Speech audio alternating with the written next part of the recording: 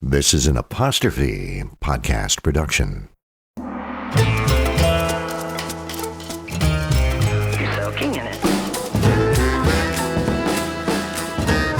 Scores of it in an instant. Your teeth look whiter than no.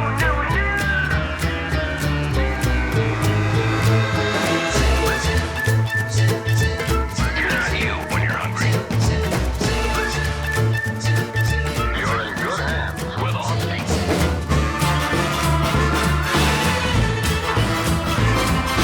You're under the influence with Terry O'Reilly.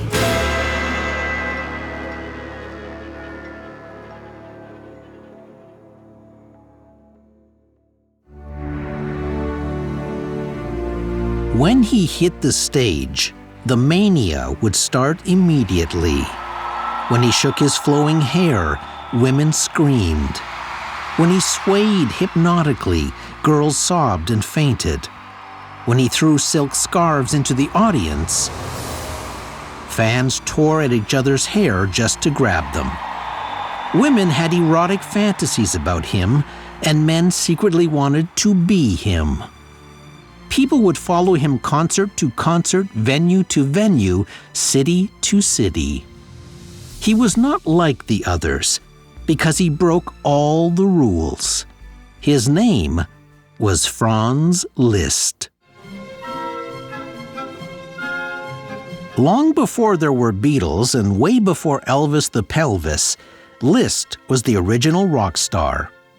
Franz Liszt was a classical composer who lived between 1811 and 1886.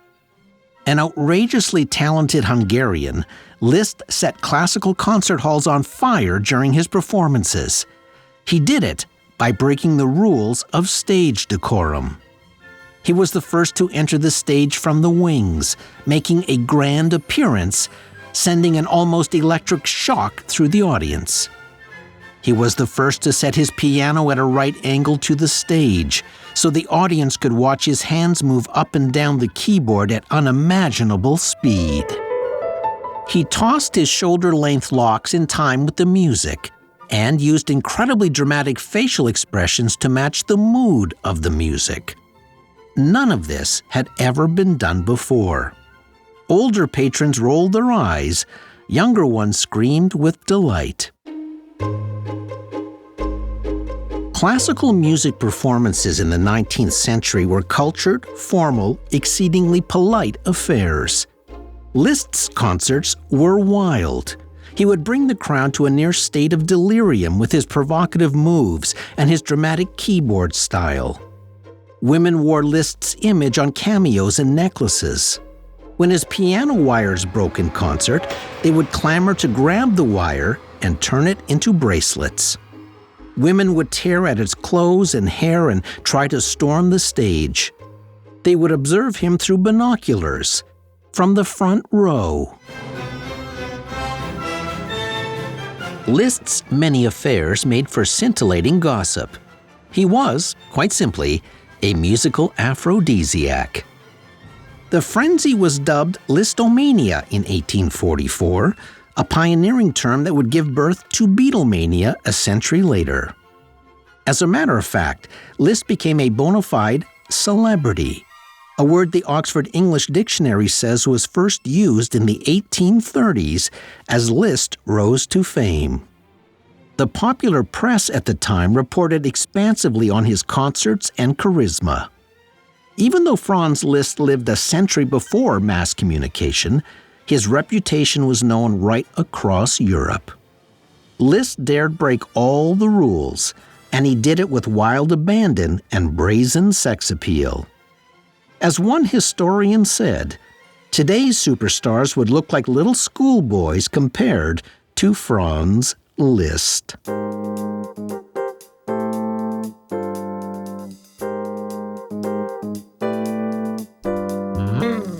Occasionally, there are advertisers that break all the rules in the world of marketing.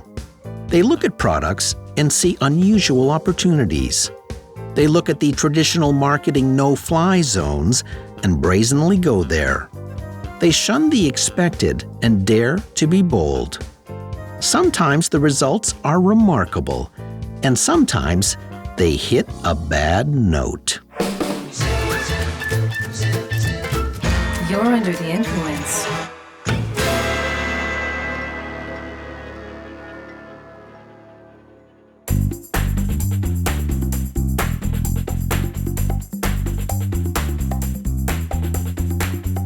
Skittles broke the rules on Super Bowl Sunday.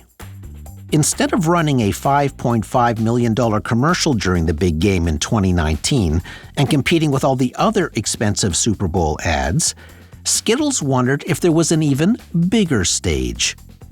So Skittles partnered with advertising agency DDB and decided to stage a full 30-minute Broadway show. It was titled Skittles Commercial, the Broadway musical, and it starred actor Michael C. Hall. There would be only one performance on Super Bowl Sunday. Within 72 hours of the announcement, all 1,500 seats were completely sold out at $200 a ticket. The ad agency recruited Broadway professionals to help produce the show. The play revolved around Michael C. Hall, he of Dexter fame, playing himself performing in the long-form commercial for Skittles, dressed as a cat and wondering out loud whether it was a good career decision or not. Have you ever been asked to make a Skittles ad? Dressed like an animal, not sure if you feel angry or just sad, and your agent Brian urged you to say yes. It's for the big game after all, and it could be a big success. But you get out on the stage and you realize what you've done. This ad will not be on TV. This ad will not be #1. And you're sweating off your tail because you're dressed up like a cat. Have you ever felt like that? As Michael C. Hall has his humorous existential crisis, actors planted in the audience start shouting at him, saying they can't believe they paid $200 to watch a Skittles commercial. Hall points out the show is titled Skittles Commercial, the Broadway musical, so what did they expect? You know, I don't know if I could ever trust a faceless multinational corporation again. The performance concludes with a number that answers Michael C. Hall's opening question about whether acting in this Skittles commercial was a good career move or not.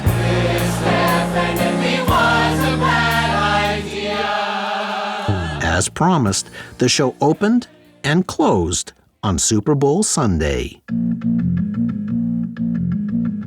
Skittles donated the ticket revenue to charity, then posted an online film of the production, a music video, and even produced a full cast recording on Spotify. The Skittles Broadway musical was written up in over 1,000 publications. The play, or ad if you will, was reviewed by the New York Times theater section. The Washington Post theater critic said this may be the funniest Super Bowl commercial that won't be in the Super Bowl. Another theater reviewer called it a production that satirized advertising while advertising the hell out of Skittles. And get this, the Broadway production ended up with over 2.5 billion earned media impressions, which is, astoundingly, 25 times the viewership of a typical Super Bowl TV commercial. It was a rule-breaking Super Bowl idea that broke through without needing the Super Bowl.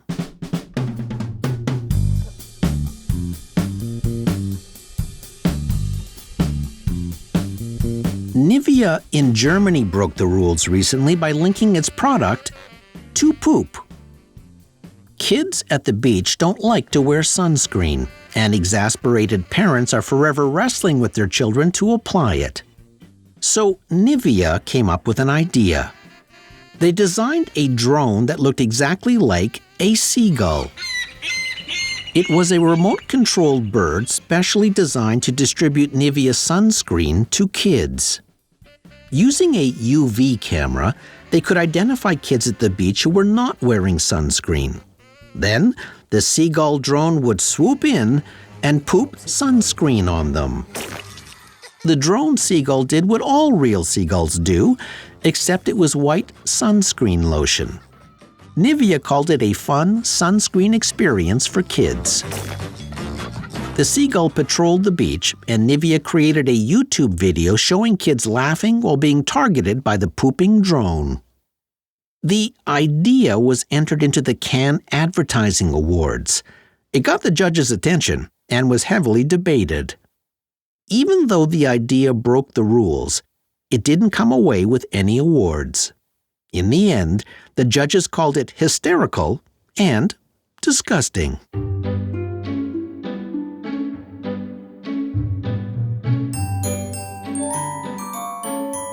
A personal care brand called EOS threw the rulebook away recently. They created a campaign called Pubes for the Planet. Yep, that gets your attention. In an era of, shall we call it, genital gardening, EOS asked people to collect their trimmings and send them to an organization called Matter of Trust. That organization transforms hair into actual tools that solve various environmental issues. Apparently, your nether hair can actually be turned into loosely felted mats that help plants grow by preventing soil erosion while letting rain pass through. The hair also allows for slow nitrogen release. The absorbent quality of your ground floor fur can also be used to clean up oil spills. And hair is durable while being totally biodegradable. When you signed up at the Pubes for the Planet website, EOS sent you an envelope to put your southern shag into that was pre-addressed to Matter of Trust. And you received a tube of EOS shaving cream for doing so. This rule-shattering idea gives pubes a purpose. And it also increased the sales of EOS shaving cream by 59%. Which reminds me of a burger company that broke the mold of food advertising.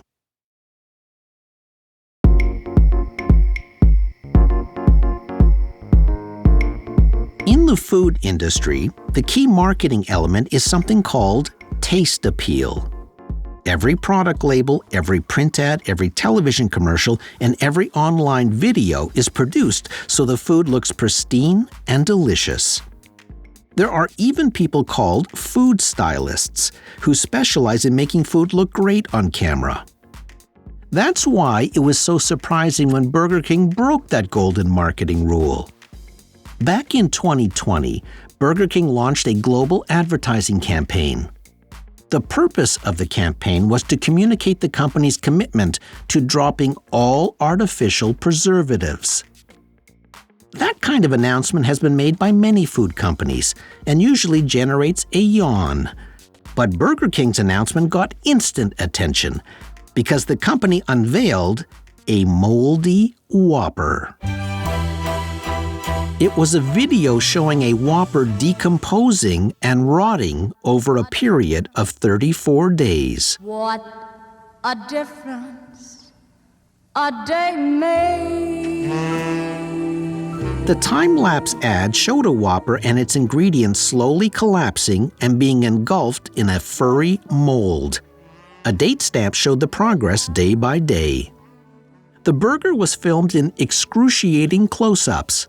Bun, toppings, and patty all getting furrier and furrier, finally coming to an inglorious bluish slump on the 34th day. The tagline was, "The beauty of no artificial preservatives." I know in my heart the difference is you. Burger King issued a statement saying it was committed to removing all preservatives, colors, and artificial flavors from its food at all its locations worldwide. Filming a decomposing burger broke all, And I mean all the rules of food advertising. It not only had zero taste appeal, it was actually repulsive, in a fascinating kind of way. You just had to watch. The results of the Moldy Whopper were surprising. First, there were very mixed responses from the advertising and food industries. Some saluted the courage of Burger King, others considered it brand suicide. But the proof is always in the pudding, or between the buns, if you will. The Moldy Whopper campaign achieved around 8.4 billion organic media impressions, and 88% of the articles were positive. The video was watched for over 1.4 million minutes on Facebook. And listen to this. Research revealed that the Moldy Whopper campaign reached a level of awareness 50% higher than Burger King's 2019 Super Bowl commercial. Think about that for a second. A Super Bowl ad costs over $5 million to be put in front of 100 million sets of eyeballs. Yet, the Moldy Whopper generated even more awareness from a static, inexpensively produced video on social media. And a survey of 2,000 people found that the probability of visiting Burger King had increased by 23% as a result of the ad. In other words, the Moldy Whopper made people want to eat at Burger King.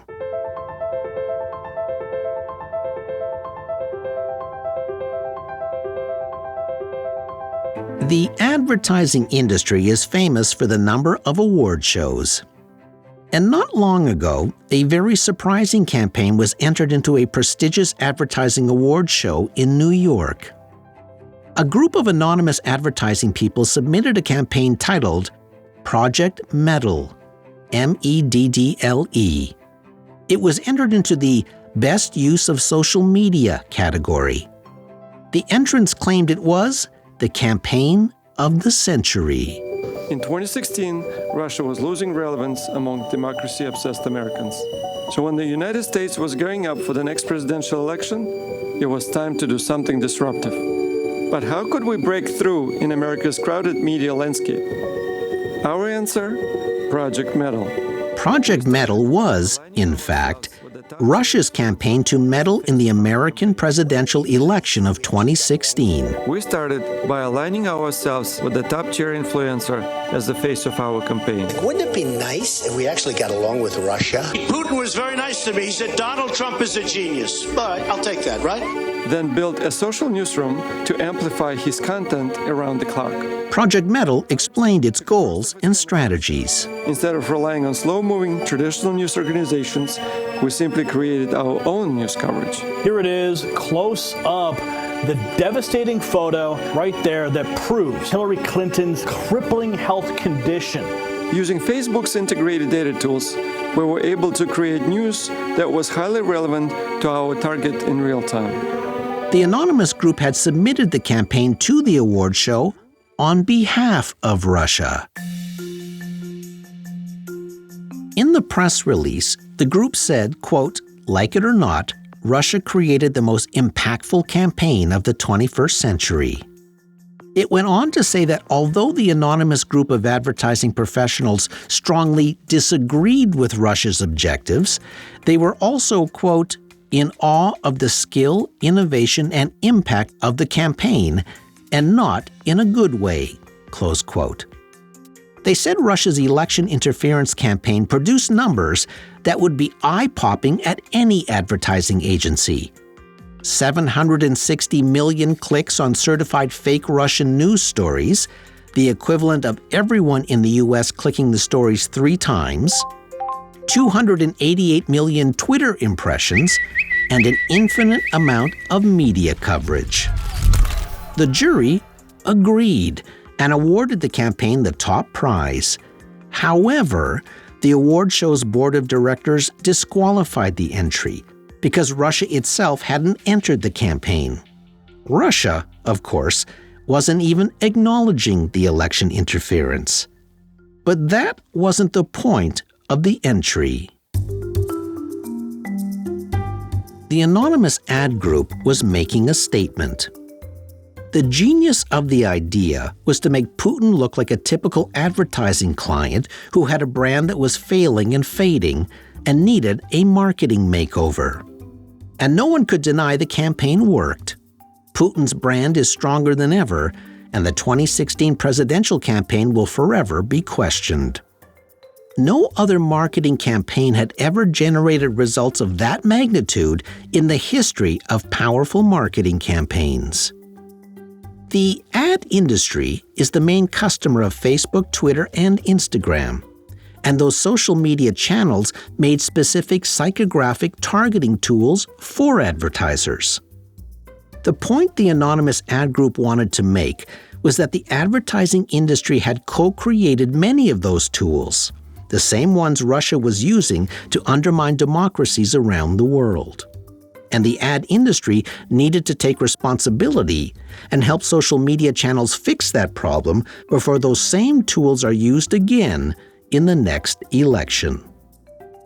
Entering the Russian election interference campaign in a top advertising awards show to make a point was, quite simply, a rule-breaking idea.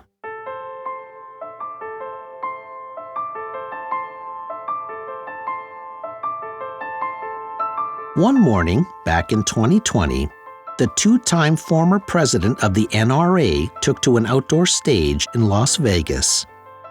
He had been invited to give a commencement speech to the graduating class of a high school called the James Madison Academy, and he was there that morning to rehearse. The high school was named after James Madison, fourth President of the United States, and also the founding father who had proposed what became the Second Amendment. And there were 3,044 empty white chairs arranged in front of the former NRA president that day. Let me begin by telling you what an honor it is to be here to help celebrate your graduation. Picture for a minute the young James Madison, for whom this school is named. This year you focused on one of the most important of Madison's amendments, the Second Amendment. This former National Rifle Association president had spent millions of dollars to block universal background checks. There are some who continue to fight to gut the Second Amendment. But I'd be willing to bet that many of you will be among those who stand up and prevent them from succeeding. What the NRA executive didn't know was that James Madison High School didn't really exist. The expanse of 3,044 empty white chairs before him was arranged to resemble the white crosses at Arlington Cemetery. And those 3,044 chairs represented the 3,044 students who would not graduate that year because they had been killed by gun violence. The stunt was organized by advertising agency Leo Burnett and the parents of students killed during the mass shooting at Parkland High School in Florida. The commencement speech was filmed that morning and posted online at thelostclass.com. The video was interspersed with real 911 calls from actual high school mass shootings, while the former NRA president talked about defending the Second Amendment. Defending it is a challenge and a duty that Americans like you They were shooting into my classroom. who understand what has made the country the envy of the world must accept as their own. The point of the stunt was to draw attention to the issue and urge politicians to support universal background check laws. Seeing the former NRA president speaking to 3,044 empty white chairs was a striking image. Most brash ideas push up against the rules, but this one broke them all. When the NRA pushed back after the video was posted, saying they were tricked, the parents of the gun victims offered up one memorable statement. They said the NRA president should have done a proper background check on the school. That way, he would have realized no such school existed.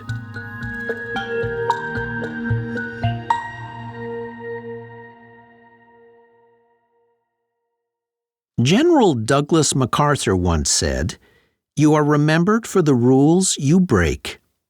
But rule breaking is a precarious proposition. Sometimes it's a gold mine, other times it's a landmine.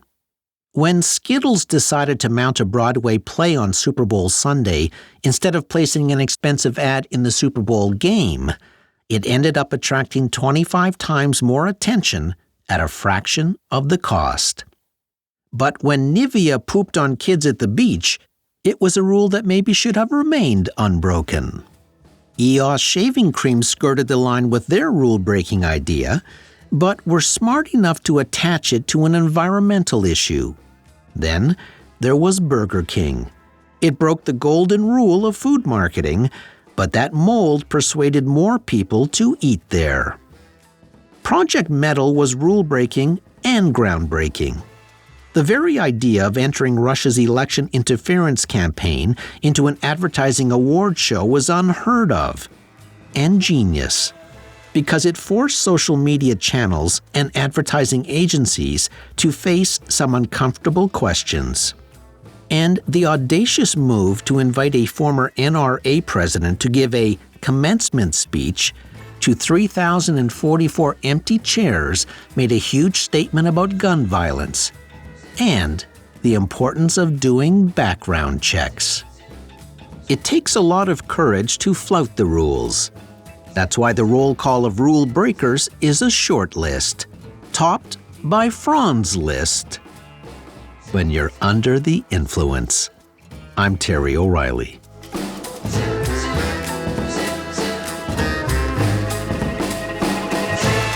This episode was recorded in the Terrestream Mobile Recording Studio. Producer, Debbie O'Reilly. Sound engineer, Jeff Devine. Theme music by Ari Posner and Ian LeFever. If you enjoyed this episode, you might also like When Madison Avenue Met Broadway, The World of Industrial Musicals. Season 5, Episode 23. You'll find it in our archives wherever you listen to your pods. See you next week. Fun fact.